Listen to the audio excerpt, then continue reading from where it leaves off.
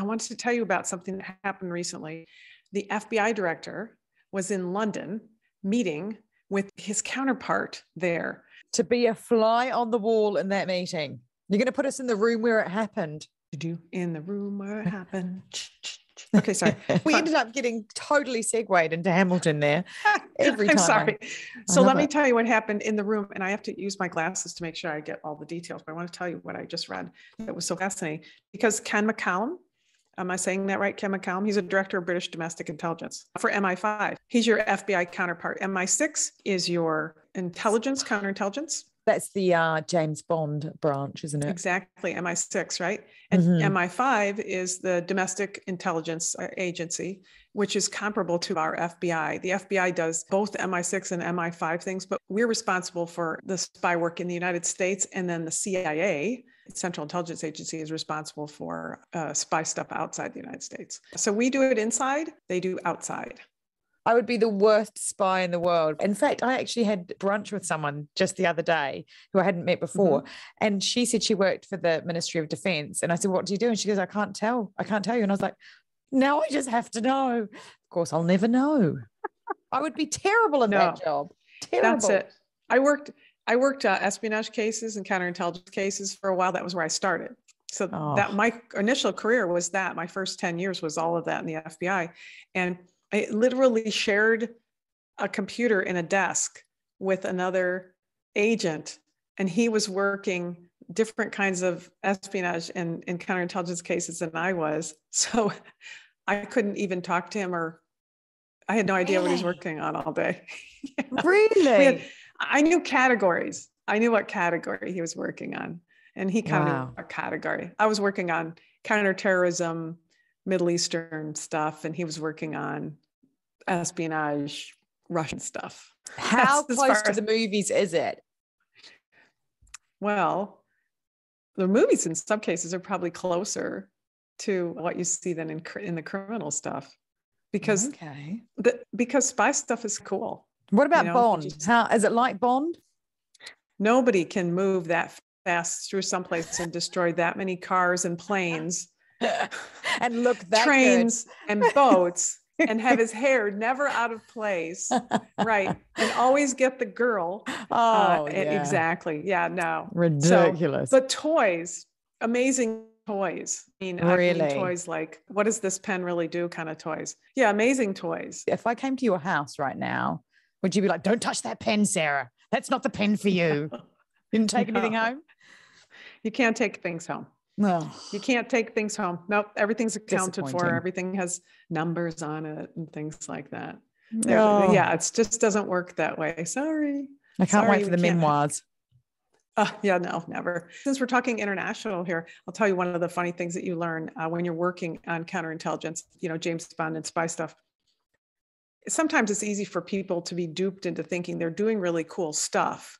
And then they travel overseas, and the other country has their spy hunters who are looking for you when you think you're being so cool and debonair, but then they're working against you to find out what you're really spying on.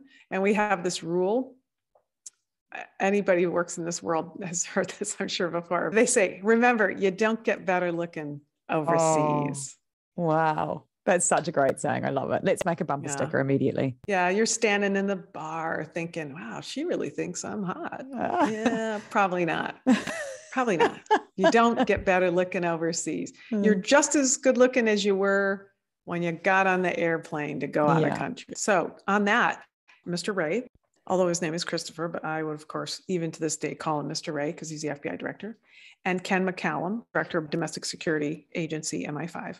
They were together to talk about a number of different things and their information sharing. But one of the reasons they held a public press conference, which is almost unheard of for either of those, I'm sure. Certainly for Director Wray, he doesn't do a lot of public press conferences. No FBI director would about these kinds of subjects. But they wanted to talk about this one thing, which I thought was fascinating, or what I took out of it. And I wanted to read you some lines from this story. Director Wray said, travel and technology have blurred the lines between foreign and domestic terrorist threats.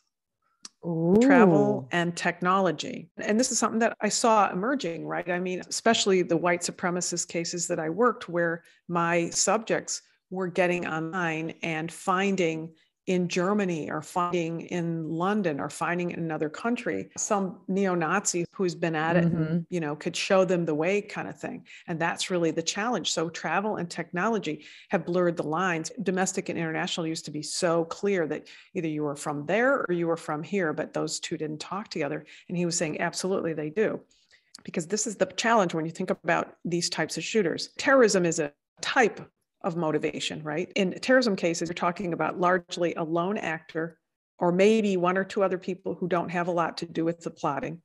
They don't need a lot of money to do it. They don't need a lot of training, and their target is pretty much everywhere. He said, as a result, there are very few dots to connect. You know, after 9/11, I was a terrorism supervisor during 9/11. And after 9/11, we were very worried, and we heard all the time about how we have to have the agencies talking to each other. We have to have international agencies talking to each other because we have to be able to connect the dots. And if we can't connect those dots on who flew where and who lived where and share that with other countries, we won't be able to solve these problems. Didn't we just do the case where the Chicago shooting in the supermarket, or no, is that the Buffalo one? God, yeah. That's terrible. And I'm mixing them up because there's so many we've done recently. Now you're in my spot. Yeah, ridiculous. The Buffalo one was influenced by the New Zealand Christchurch mosque shooter. And obviously that's a great example of the technology crossing over. Absolutely. And, you know, Director Wray said there are very few dots out there as compared to, say, the 9/11 model of an Al-Qaeda sleeper cell. With fewer dots and less time in which to connect the dots, it may well be that Ken's folks have one dot, we have the other dot. And if we're not super latched up, we're going to miss the only picture that's out there. And that's got to happen so fast.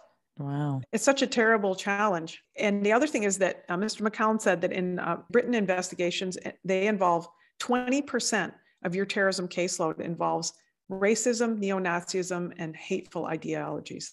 He said the neo-Nazi racist groups there, if anything, put a greater emphasis, and think about when we touched base a little bit about, as you mentioned in the Buffalo shooting, younger shooters. Mr. McCallum said, a greater emphasis on juveniles within the caseload and a more obsessive interest in weaponry. So more juveniles, more obsessive interest in weaponry in cases before there is even some kind of a plan attack. They are already obsessed about weapons and they're much younger. And so their interest in weaponry is different. It's not like I'm mad and I want to commit a crime, I'm going to go get a gun. They are more and more obsessed at a younger age with weapons themselves. Interesting. And so he said it creates a difficult cocktail of risk that we have to manage with great care. What do you think he means by that? The idea that you have very younger people who are obsessed with weapons. So here in the United States, where I could knock on doors in my street and know confidently that there are people there with weapons, that may be different where you are, but maybe not so. I think his concern is that obtaining weapons, making weapons, which you can now do, is becoming more prevalent at a younger age. So you have a 15-year-old who's making a handgun in his basement. Is anybody going to know that? In his bedroom, if his mom doesn't look in the closet because she's trying to give him privacy, does that mean that if he's upset with somebody and he begins to tool a handgun or two in his own closet because he can order the parts online, will anybody see that? And I think that's what Mr. McCallum means about the cocktail challenge, is that they're going to have the weapons already, and then they get radicalized, they get more obsessed about hate, and then they have the means to commit an act because they have the weapons with them already. And, you know, you mentioned the Buffalo shooter. For those of you who don't know, Buffalo, New York, that shooter specifically wrote about his admiration for the Christchurch killer who killed 51 people in the mosque in New Zealand. The Oslo shooting is another attack that comes up a lot, especially with the younger people who say they want to admire somebody. This is something that was so relevant and important that Mr. Wray and Mr. McCallum specifically discussed it in this presser. I say presser, but that's because I work press. It's a press conference. And Mr. Wray said, you have people who may not be conspiring or colluding with each other, but who are in effect inspiring or egging each other on. You can see that, for example, with the attack in New Zealand, the attack in Norway. In some way, in some sense, you see an attack in the United States that inspires somebody else to attack somewhere else. We've got a global contagion, haven't we now? Yeah, one shooting leads to another shooting. We're seeing research of that now. But I think that the meeting with Mr. McCallum and Mr. Wray and their decision to make a public discussion about it in the press is because they recognize that we are facing more of an international contagion risk right now, particularly with this blurring of lines, as Mr. Wray said, from technology over internet chat rooms and people's ability to get up and go. You're not picking up your gun from London and bringing it here to the States. I'm not picking up a gun in the States and taking it to London, but I may do my shooting in Buffalo, but I may egg you on to do one in London. Why do you think they decided to share that with the public? What's the benefit of not doing that behind closed doors? I think one of the reasons why they get up in front of a press conference and talk about domestic terrorism, but they don't get up and talk about espionage cases, is because they're doing the espionage. Yeah, dang them, right? They're doing the espionage cases on their own behind the scenes, like they're working those cases. But what we know about mass killings and guns, domestic terrorism, neo-Nazi support for going and shooting up a crowd, the way to stop that is not going to be by Mr. Wray and Mr. McCallum talking about the best techniques and toys to use in order to stop somebody from committing espionage. It's the public. It's the public that's going to have to be our eyes and ears. There are a lot of ways to skim and check what's out there on the internet, and our intelligence agencies have ways to do that. There's limitations, and we're not going to catch everything, right? By any means. I think we know that. But, when the top security agencies in the world are meeting together in London to say, we need to act fast. When one dot is in London and the other dot is in the United States, we're going to act very quickly on that. I would just add this little thing. One of the things that I noticed recently is arrests being made in cases in the United States when somebody makes a lot of online statements. In the older days, as they say, there was always this view that until that person moved forward on a plan, showed up at the school auditorium with a gun or at the place of business with a gun. But now terrorism is, and the threat of terrorism, it doesn't require that you do something. It requires that we think you're going to do it.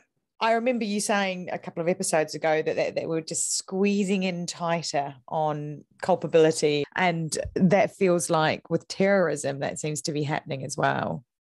People aren't going to get away with it, hopefully. I know. I mean, I like that you say that, because I do think that's what we're talking about, is situations where we're chinking away. And so I know it's just about a news story, but it's so rare to see the two heads for two major intelligence agencies come together and then make a decision that they want to make some public statements. That's how important they think it is right now